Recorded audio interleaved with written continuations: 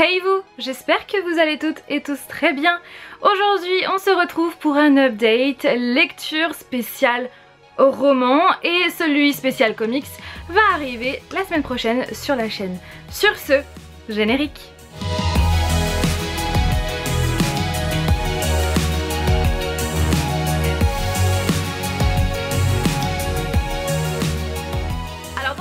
Je vais vous donner mon avis sur mes dernières lectures romans, mais je vais surtout commencer par faire un bilan de ce challenge à l'October que j'ai fait au mois d'octobre.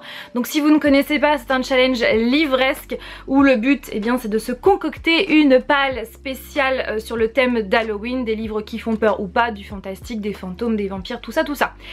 Et c'est ce que j'ai fait cette année comme depuis 4 ou 5 ans, je ne sais plus, et je l'ai foiré, hein, on va pas aller par 4 chemins, je l'ai totalement foiré. Je me suis fixé 5 livres à lire et 2 comics, les comics je les ai lus et je vous en parle prochainement, et au niveau des livres j'en ai lu 3.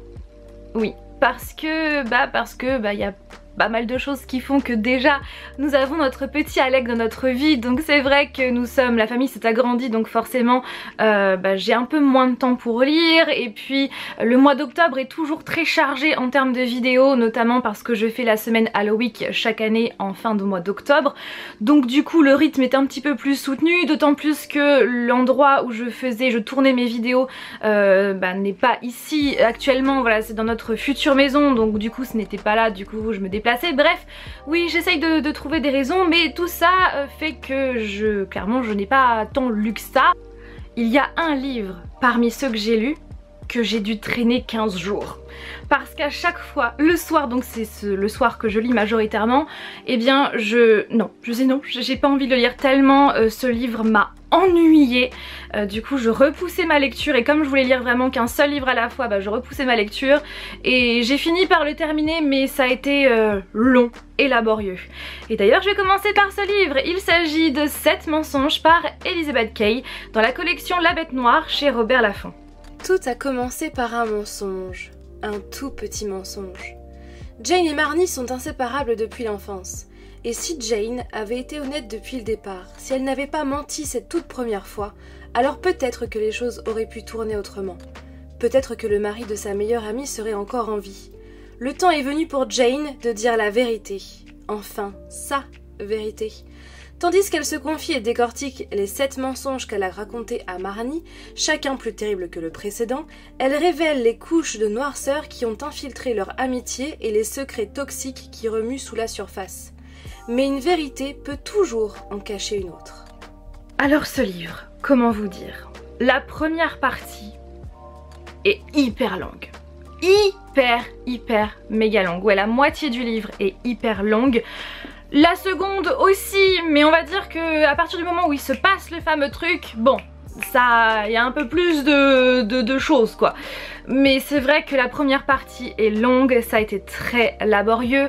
J'ai failli abandonner à plusieurs reprises et finalement non, je me donnais des coups de pied aux fesses et j'ai fini. Et il y a aussi plein de détails, mais c'est tellement long en fait, et il y a plein de détails du coup dont je ne me souviens pas avec du recul. Au niveau des mensonges aussi, je trouve que c'est beaucoup trop irrégulier, parce que par exemple le premier mensonge on se dit ouais d'accord, le deuxième ah ouais quand même, on s'attend vraiment à ce que ça monte crescendo, vous voyez ce que je veux dire, et finalement le troisième il est en dessous du deuxième. Ok, ouais d'accord, et puis ainsi de suite jusqu'à ce fameux mensonge où là on se dit ah ouais quand même, là je pense que ça va y aller hein. Et le mensonge d'après il est limite, je vais pas dire insignifiant, mais il est beaucoup moins important, et c'est vrai que c'est très en dents de scie du coup. Et pour vous dire, il y a quelques mensonges dont je ne me souviens plus. Ouais. Le personnage principal qui est Jane est un peu beaucoup antipathique, mais bon c'est c'est le rôle, et c'est vrai que je pense que ce livre est fait aussi pour qu'on n'accroche pas tant que ça avec Jane, et ça a été le cas pour ma part. Je trouve ce qu'elle fait juste, c'est... Même si franchement on voit quand même les choses venir, on voit sa relation avec Marnie, quand même on la voit différente, voilà, on sait quand même qu'il y a quelque chose derrière tout ça. Donc en somme, ok, la mise en page, la construction du livre avec ses mensonges, ses onglets, voilà, un onglet également un mensonge, je trouve que franchement en termes de marketing, en termes de couverture, franchement c'est hyper vendeur. on est d'accord, et c'est d'ailleurs pour cette raison que j'ai tout de suite accroché avec ce livre et que j'ai lu la 4e de couverture, donc voilà, ça y joue.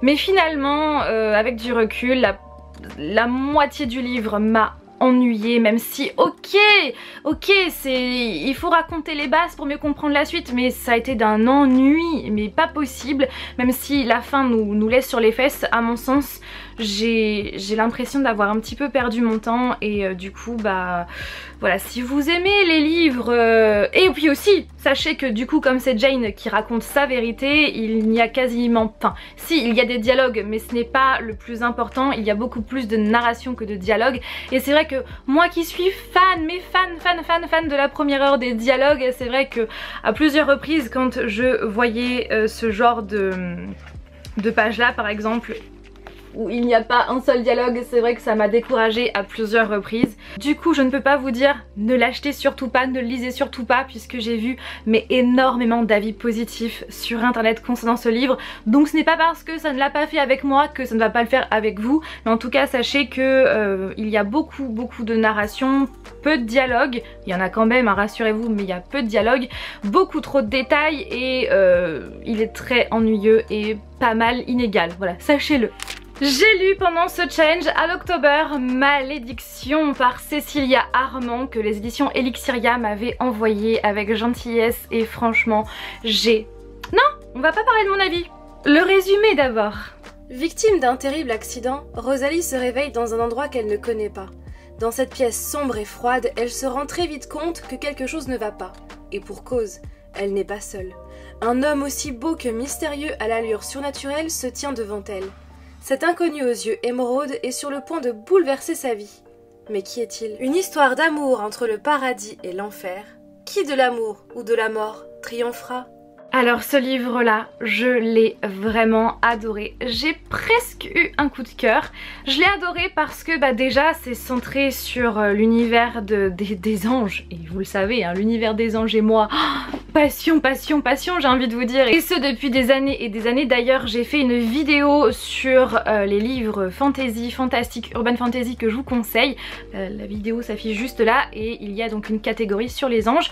Ce livre-là en fait maintenant partie. Voilà, si vous cherchez un livre sur les anges, je vous conseille ce livre-là. Donc ce livre est centré sur les anges, principalement centré sur Azraël, et le tome 2 plus sur Lucifer, j'imagine, vu la couverture, qui est tout aussi canon que le tome 1. Franchement, les couvertures sont magnifiques. J'ai vraiment adoré l'intrigue, les rebondissements, c'est vraiment rythmé. Dès le début, ça commence, voilà, il n'y a pas de longueur. C'est ça aussi que j'ai adoré, les personnages sont hyper attachants. J'ai adoré aussi le fait qu'il y ait un double point de vue. On a le point de vue de Rose et on a aussi le point de vue de Azraël et d'un autre personnage un tout petit peu par moment que je ne vais pas vous citer pour ne pas vous spoiler, mais franchement ouais, j'ai beaucoup aimé. Le seul petit regret que je pourrais dire par rapport à cette histoire, c'est Azraël qui est un petit peu comment dire, il manque un petit peu d'épicé, comment vous dire, de caractère. Il a du caractère, mais peut-être qu'il est un peu trop fleur bleue, je sais pas comment vous dire. J'aurais aimé qu'il soit un petit peu plus ouais, vraiment avec beaucoup de caractère. Mais après encore une fois, ce n'est que mon avis, on est bien d'accord. Mais sinon c'est un livre que j'ai trop aimé. Mais par contre, je dois vous avouer que j'ai un petit peu peur de ça pour la suite. Voilà, d'un fameux triangle. J'ai un petit peu peur de ça, donc bon.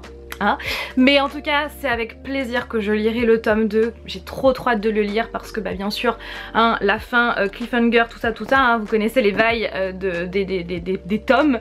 Du coup j'ai trop hâte de lire la suite. Ce que j'ai adoré aussi, c'est que dans cette histoire on a donc vraiment l'univers des anges qui est vraiment bien abordé, puisqu'il y a même des personnages qui existent dans la théologie, et du coup je trouve que c'est voilà, c'est vraiment une intrigue qui est super, qui est vraiment hyper prenante, hyper intéressante, et même si vous n'y connaissez rien dans le domaine des anges, vous n'allez pas du tout être perdu, et vous allez même kiffer, j'en suis sûre. Parlons maintenant de ce livre, Les 7 vies de Léo Bellamy par Nathanaël Trapp, dans la collection R de Robert Laffont. Léo, 17 ans, jeune homme solitaire et sans histoire, compte les heures avant la fin des cours. Il se prépare pour la fête du lycée organisée cette année en hommage à Jessica Stein, une élève assassinée 30 ans auparavant. Mais lorsqu'il se réveille le lendemain matin, c'est dans la vie d'un autre, dans la maison d'un autre, en 1988. Au gré d'allers-retours entre 1988 et 2018 dans des corps différents, Léo va tout tenter pour empêcher ce meurtre et découvrir l'identité du tueur. Pourra-t-il changer le destin ? Franchement, mais j'ai trop aimé, j'ai passé un super bon moment, mais tellement. Déjà parce que il y a un mélange de young adult avec du fantastique et aussi un petit peu de thriller. Je trouve que ensemble ça fonctionne parfaitement, et entre nous, young adulte, fantastique, c'est déjà ma cam. Il y a aussi un soupçon, une petite touche, un petit peu de romance, légèrement j'ai envie de dire. Donc voilà, moi j'adore ça, le thriller aussi, donc clairement je suis servie avec ce livre. Mais il n'y a pas que ça que j'ai aimé dans ce livre. Déjà le fait qu'il y ait un fil rouge. Donc le fil rouge, c'est justement Léo qui se retrouve en fait dans un corps différent à chaque fois dans le passé, dans les années 80, pour justement élucider le fameux meurtre de Jessica Stein. Je pense que c'est Stein, mais je sais pas trop. Donc voilà, donc je trouve que c'est vraiment une très bonne idée d'avoir ce fil rouge, et autour de ça gravite donc sa vie, la vie de Léo, sa vie d'adolescent, puisqu'à chaque fois donc il se réveille en 1980, le lendemain il se réveille dans son corps en 2018, et ainsi de suite. À chaque fois il se réveille dans un autre corps, puis dans son corps à lui, etc. Et donc on voit vraiment sa vie d'adolescent qui gravite autour de ce fil rouge, ses sentiments, sa vie, ses émotions, sa vie de famille, tout ça, et je trouve que c'est hyper bien construit. J'aime aussi beaucoup l'idée de ces changements de corps, un peu à la David Levitan dans A comme aujourd'hui, livre que je vous conseille tellement, qui avait été un énorme coup de cœur à l'époque. Faudrait peut-être que je le relise et que je lise la suite aussi, ça serait pas mal. C'est vrai que ça m'a beaucoup fait penser à ce livre là, et j'aime beaucoup le fait qu'il change de corps à chaque fois. J'ai adoré aussi toutes les références à la pop culture aussi, très années 80, et les années 80 c'est clairement une période que j'aime trop, et j'aimerais trop justement retourner dans le passé pour pouvoir vivre cette période, puisque moi je suis née dans les années 90, et c'est vrai que ouais, il y a beaucoup de références à la pop culture, des musiques, des séries, des films, tout ça, et je trouve que justement c'est un très bel hommage aux années 80, notamment à Retour vers le futur. Oh, ma passion, Retour vers le futur. Il y a aussi beaucoup de sujets qui sont abordés dans ce livre, comme l'adolescence, la vie de famille, le harcèlement, l'homophobie également. Voilà, il y a tout plein de sujets, c'est vraiment qui sont bien abordés. Après, certains sont plus, comment dire, survolés que d'autres, mais voilà, comme ce livre traite de beaucoup de sujets, je pense que c'est, voilà, on peut pas non plus tout aborder et tout aborder en profondeur, mais je trouve que c'est bien d'aborder ces sujets là. Après, le tout petit moins, c'est le dénouement. En fait, j'aurais aimé avoir un petit peu plus d'explications, le pourquoi du comment, mais finalement voilà, avec du recul, c'est un grain de sel. J'allais dire un grain de sable, entre un grain de sel ou un grain de sable, à vous de choisir, mais voilà, c'est minime par rapport à tous les points positifs que j'ai trouvés dans ce livre. Mais après, cela dit, hein, j'ai quand même beaucoup aimé la fin. Non, je vais pas vous dire parce que j'ai pas envie de vous spoiler, j'ai beaucoup aimé la fin, mais c'est vrai que il manque un petit peu plus d'explications à mon sens. Sinon, si vous aimez le young adulte, le fantastique, un peu science-fiction d'ailleurs, avec les années 80 et du thriller, foncez. Donc voilà pour les livres de ce challenge à l'October que j'ai lu. Je n'ai pas lu les autres parce que par manque de temps, mais je compte les lire un jour, ça c'est sûr et certain. Sinon, avant le challenge à l'October, j'ai lu 2 livres que je ne vous ai pas présentés sur la chaîne, à commencer par Face à Face par Mercedes Ron, que j'avais reçu de la part de la maison d'édition Hachette Roman, que je remercie. Mais avant de vous donner mon avis, de quoi ça parle ? Depuis mon enlèvement à Central Park, mon père refuse que je sorte sans garde du corps. Je suis pourtant une grande fille, je sais me défendre. La preuve, je suis toujours en vie. Puis j'ai rencontré Sébastien Moore, le seul homme qui me plaise vraiment et qui m'est interdit. Il voue sa vie à ma sécurité, mais il n'a pas songé à me protéger de lui. À moins que l'attirance qui nous lie le mette encore plus en danger que moi. J'ai beaucoup aimé ma lecture parce que déjà... Bon, vous avez compris, hein, il y a de la romance, c'est de la romance, et la romance prend son temps. Voilà, c'est pas le genre d'histoire où bim bam boum sentiment, on fait des enfants, vous voyez ce que je veux dire? Voilà, ça prend son temps, et moi j'adore les histoires d'amour qui prennent leur temps. Voilà, et encore, voilà, ça prend vraiment son temps. Vu la fin, non mais on en parle de la fin. toutes celles et ceux qui ont lu ce livre comprennent ce que je veux dire. La fin, on est sur les fesses littéralement. Et quand j'ai vu il y a marqué ici que le tome 2 allait paraître qu'en février 2021, je peux vous dire que j'étais frustrée, mais vraiment au summum de la frustration, puisque bah c'est clairement une fin qui nous laisse sur les fesses. J'ai beaucoup aimé cette lecture parce que donc déjà on a un double point de vue et j'aime trop les doubles points de vue. Donc déjà j'adore les points de vue internes comme vous le savez, mais maintenant voilà, quand il y a le point de vue du mec et le point de vue de la fille, je suis tellement fan. Donc on a le point de vue de Ivory et le point de vue de Sébastien et j'adore, j'ai adoré les suivre, être dans leurs pensées, voilà leur quotidien, tout ça ensemble et je trouve que l'idée du kidnapping est une bonne idée, même si en soi c'est affreux de le vivre, on est bien d'accord, mais je trouve que c'est une bonne idée. Après à mon sens c'est peut-être pas un sujet qui est il est un peu mis en arrière-plan dans la grande majorité du livre, mais d'après ce que j'ai compris dans le tome 2 ce sujet va revenir et va être un peu plus important, en tout cas je crois, de mes souvenirs. Donc franchement c'est une histoire que je trouve vraiment très comment dire, très bien rythmée, avec plein de choses qui se passent et des personnages que j'ai vraiment beaucoup aimé. The Cruel Prince par Holly Black chez les éditions Rajo. Oh ce livre là gros coup de cœur, mais gros coup de cœur, je vous l'avais dit dans un vlog et voilà enfin mon avis, même si clairement mon avis n'a pas changé, j'ai eu un énorme coup de cœur pour cette histoire. Ah mais d'abord, le résumé. Enlevée au monde des mortels lorsqu'elle n'était qu'une enfant, Jude vit parmi les Fae, des créatures sublimes, immortelles et cruelles. Mais être humaine à Terrafae est un défi incessant, et savoir manier l'épée, maîtriser les usages, se protéger des sortilèges, tout cela ne suffit pas. D'autant que Jude s'est fait un ennemi de choix, le prince Cardan, héritier de la couronne.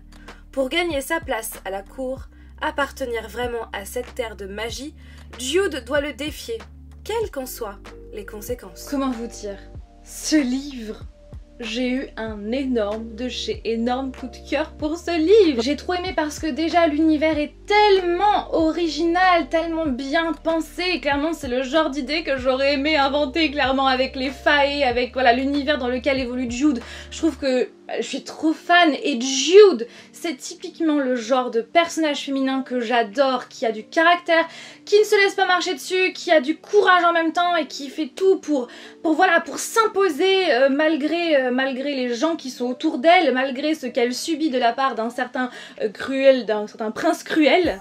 Et justement, le prince cruel, Cardan, non mais... Oh, mon seul regret c'est qu'on ne le voit pas assez, c'est vraiment mon seul regret, sinon ce livre est génialissime. C'est de la fantasy et franchement c'est de la fantasy que j'aime, avec un univers tellement vaste, tellement détaillé, tellement original, et croyez-moi vous n'allez pas être déçus. Si vous aimez en tout cas le genre de livre que je lis, soyez sûrs et certains que vous allez aimer également, parce que c'est une pépite, c'est une bombe ce livre, et j'ai trop, mais tellement hâte de lire la suite. Vivement. Et j'ai lu tout récemment Falling Again de Morgane Moncomble chez les éditions Hugo Roman. Pareil, j'ai trop aimé. J'ai trop aimé. Et je pense que ouais, j'ai eu un coup de cœur. Surdoué mais solitaire, Aaron n'a que 5 ans lorsqu'il manque de se noyer. Celle qui le sauve d'une mort certaine n'est autre que Fleur, une petite fille bavarde avec des millions d'amis. Au travers de lettres échangées, les deux enfants se promettent un amour durable digne des meilleurs dramas coréens, jusqu'à ce que la vie les sépare. 16 ans plus tard, Fleur est une écrivaine romantique mais fauchée qui a perdu toute confiance en elle. De son côté, Aaron est devenu un professionnel du jeu vidéo, froid et asocial. Lorsque leurs chemins se croisent à nouveau, Fleur pense que c'est le destin, l'occasion de faire table rase du passé. Seul problème, Aaron semble avoir tout oublié de leur histoire d'amour. Mon avis n'a pas changé depuis ma dernière vidéo favori. Ce que j'aime dans cette histoire, c'est les personnages qui sont hyper attachants, qui sont... Enfin, ils sont comme... J'ai envie de dire comme vous et moi, en fait, il n'y a pas de... Comment dire... Je sais pas comment vous expliquer, mais... Disons qu'on peut facilement se retrouver en eux et ils sont tellement attachants, tellement touchants, enfin, voilà, leur parcours, leur évolution, leur façon d'être, leur façon de parler.